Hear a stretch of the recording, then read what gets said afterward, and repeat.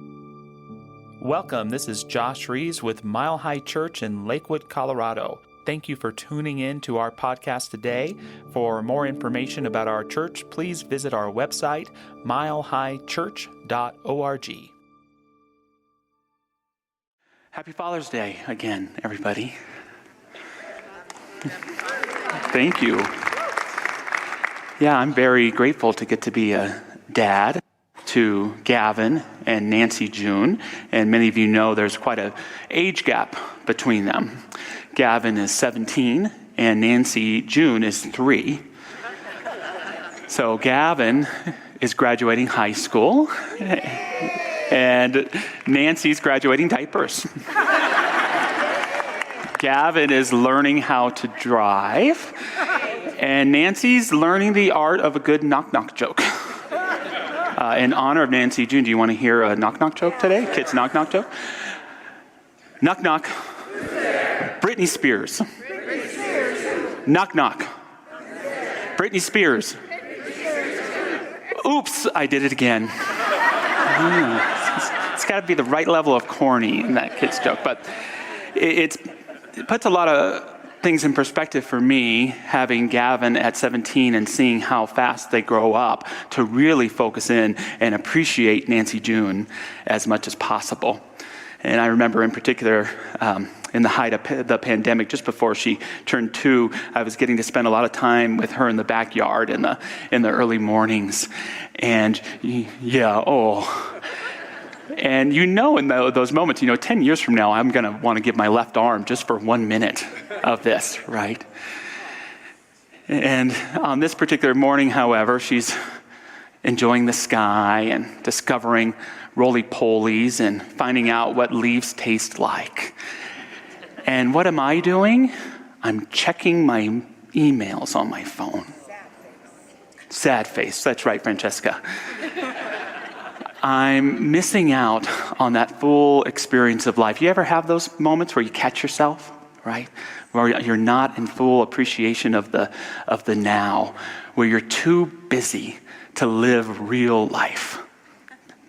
That's the message today. How free are you?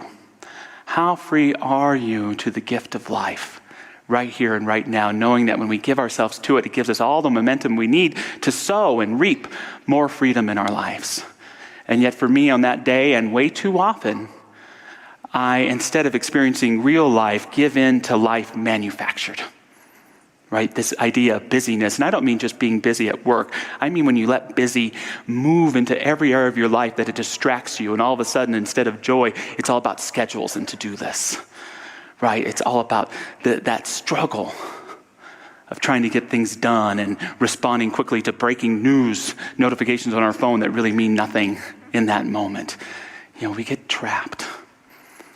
I love something our founder said. He said, knowing that the spirit within me is free, I am no longer bound by the patterns of yesterday. Maybe we can affirm that together. I affirm the spirit within me is free. The spirit within me is boundless. The spirit within me is infinite possibility. So we can affirm that, but can we feel it in our very marrow? Can we choose this spirit and allow it to free us from any misconceptions that may be binding us in the past, from living as the free, whole, and complete beings that we are? The great Ram Dass used to ask a question during his lectures.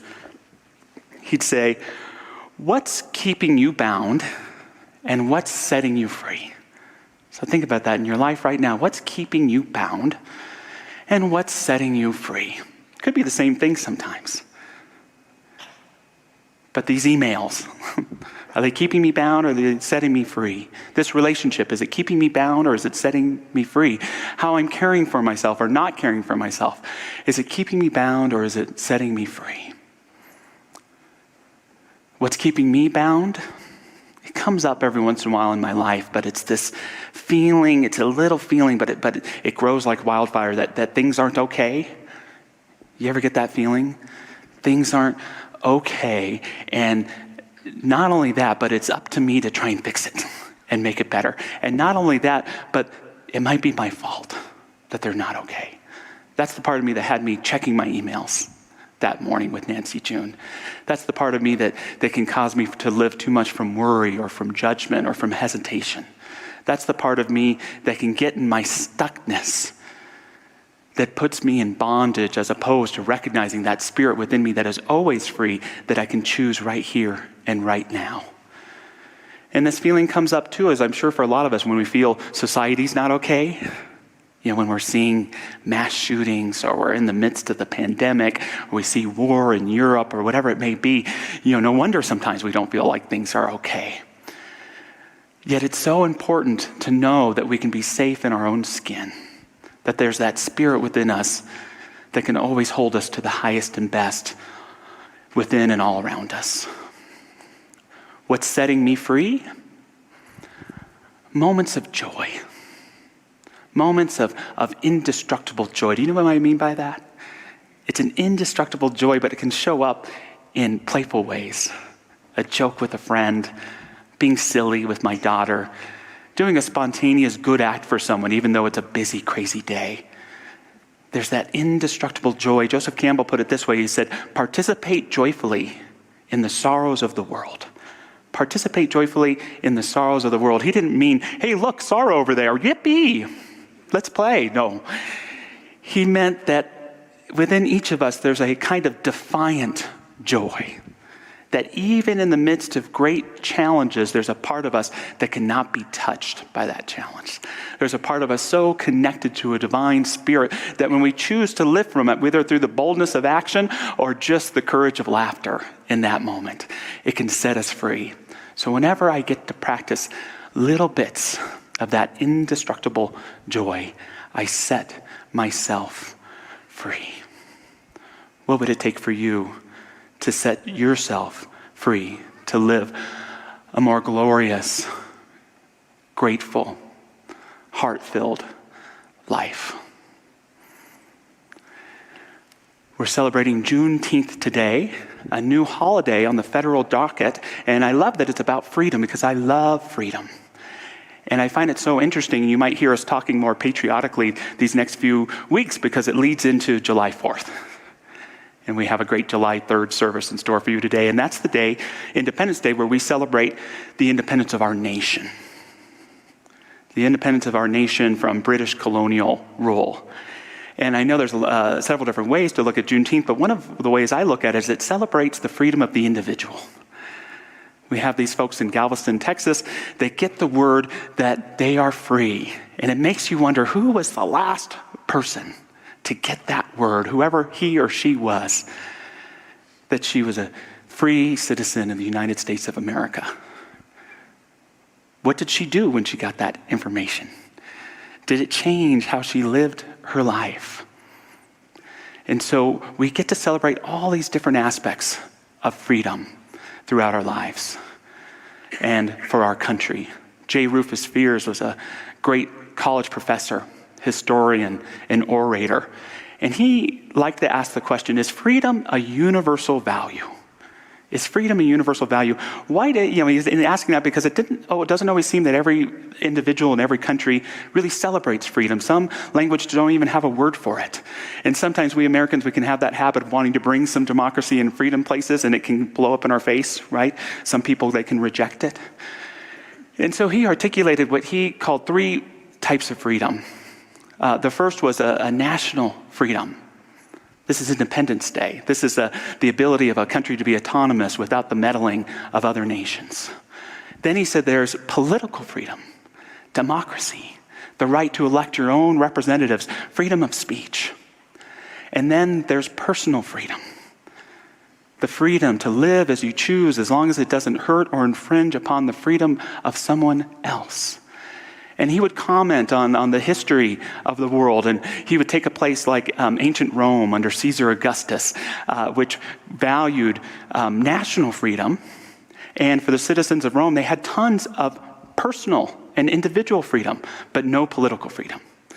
You could look at modern-day China and observe that national freedom is very important, but lower on the rung is political freedom or individual freedom.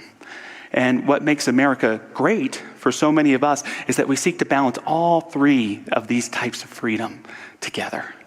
The national freedom, political freedom, personal freedom. And I would say the story of our country, through all of our brilliance and through all of our times falling down and making mistakes, that it's all about finding the balance between these three things.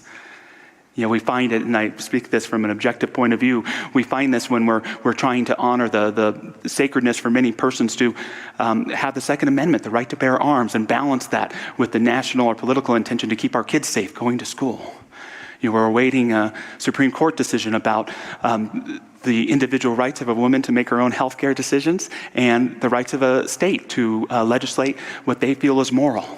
So we're always dealing, sometimes in very messy ways, but it's up to each of us to participate in the process, to hold our position and to remember this incredible thing called freedom that so many in our past have lived and died for, and that it's up to us, it's not fixed, to bring into our experience. And this is true not only for nations, but it's true in our own consciousness. It's true in our individual lives. How free are you as an individual, as a person, to make your own decisions in your life, to wake up and say, what do I want to do today? And do just that.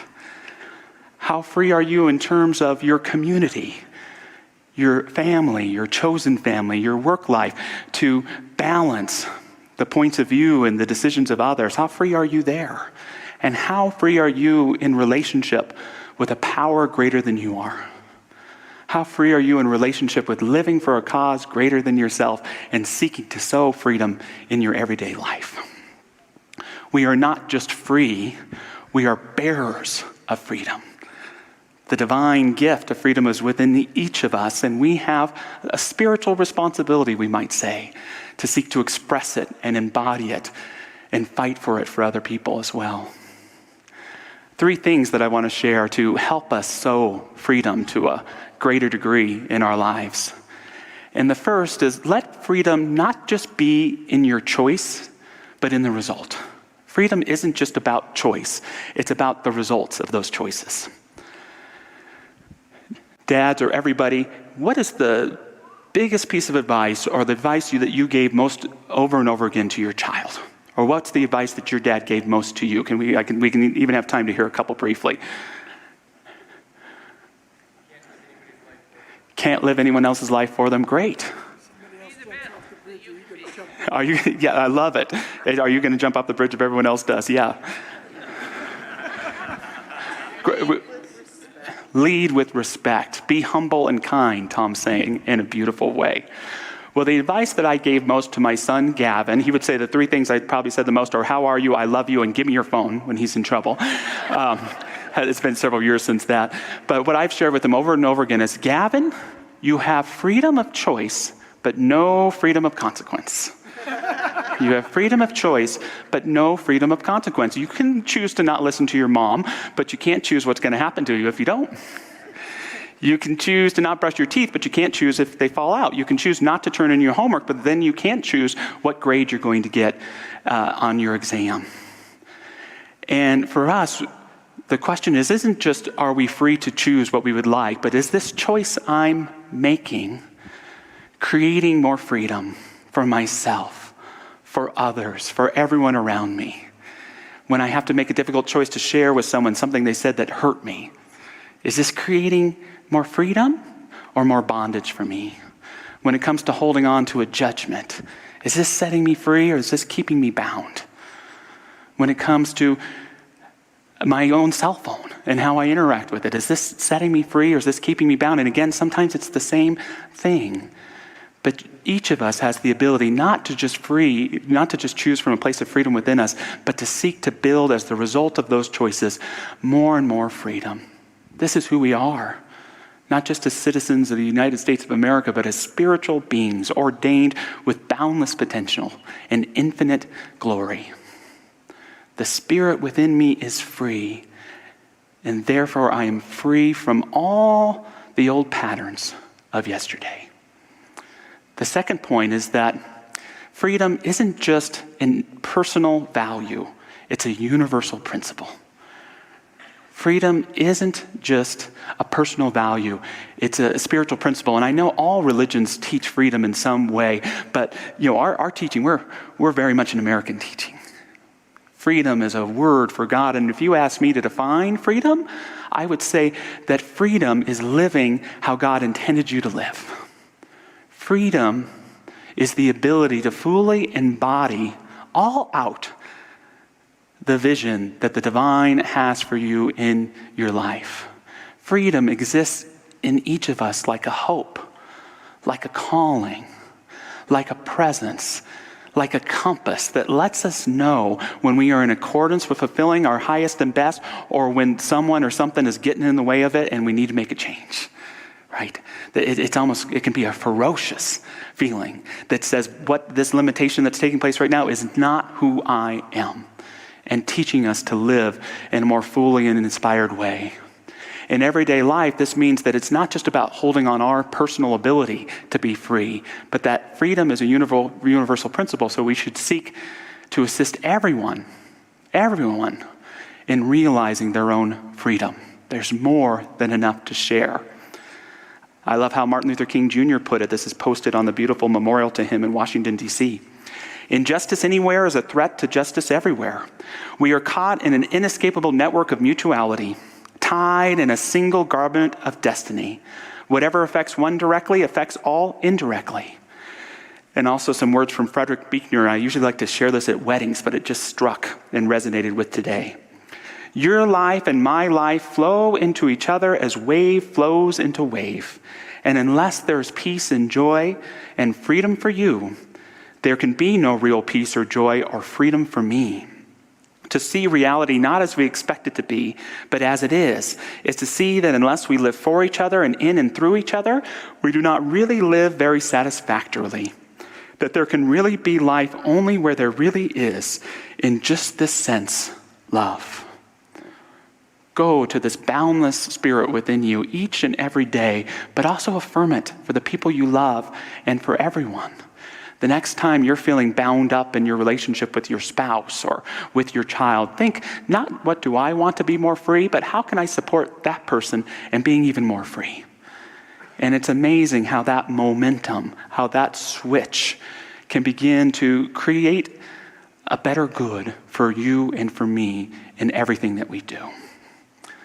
The last point today is that when it comes to freedom, there's always more. More. Divine freedom ever expressing itself. And if this century in American history has taught us anything, it's that freedom isn't fixed. It's not a given. It's something that's fluid, that each of us have to participate in the co-creation of our nation and in our lives, or we can lose it. National freedom threatened by meddling from other countries. Political freedom threatened through mistruths and on. Personal freedoms that can be threatened by and for whatever reasons there may be. We are called to participate in our democracy as citizens, whether we like certain things going on in the country or not, to make it better. And the same with our own life. There was never in my mind a great American, be them a political leader, a business leader, an artist, whoever looked at our country and said it's free enough for them. That it's just free enough just the way that it is. Each, from Thomas Jefferson to Martin Luther King Jr., from Frederick Douglass to Eleanor Roosevelt, from Woody Guthrie to Ronald Reagan, all of these individuals saw a need for greater expression of freedom in society. And each fight, and in some cases were willing to die or did die for that very freedom. That's how much of a value and shared value it can or should be in our country and in our lives. One of these individuals for me, his name is Paul Robeson. And in the early 1930s, Paul Robeson was probably the most internationally famous American that there was. An incredible singer, an incredible thespian, an incredible orator, an incredible leader for equality and civil rights in the United States of America, and he lived all over the globe. And at one time, this is during Jim Crow in the South, he was in the USSR, this is before World War II, and he saw that it was integrated better, he thought, than the American South, and he spoke that publicly. And so years later, when Joe McCarthy and the Un-American Activities Committee got going on Congress, everybody remember that or reading about that? He was one of the first to be blacklisted. And they made an example of him. He wasn't able to work anywhere in the States. He wasn't able to make a living for himself. His request for a passport would be denied over and over and over again, so he couldn't travel and make money for himself. His individual freedom was so trampled upon, but he didn't stop and he didn't give up. He kept being even a stronger voice for civil rights throughout the 40s and 50s and beyond, and for equality for all people. Eventually, the Supreme Court would rule that you can't take someone's passport away because of their political beliefs. And he was able to travel and speak again. And he was very fond of reading one of my favorite poems about freedom written by Langston Hughes in 1947. And it goes like this. Now let the freedom train come zooming down the track, gleaming in the sunlight for white and black. Not stopping at no stations marked colored nor white, just stopping in the fields in the broad daylight. Stopping in the country in the wide open air, where there never was a Jim Crow sign nowhere. And no lily-white committees, politicians of note, nor poll tax layer through which colored can't vote, and there won't be no kind of color lines. The freedom train will be yours and mine. Then maybe from their graves in Anzio, black men and white will say, we want it so. Black men and white will say, ain't it fine? At home, they got a freedom train that's yours and mine.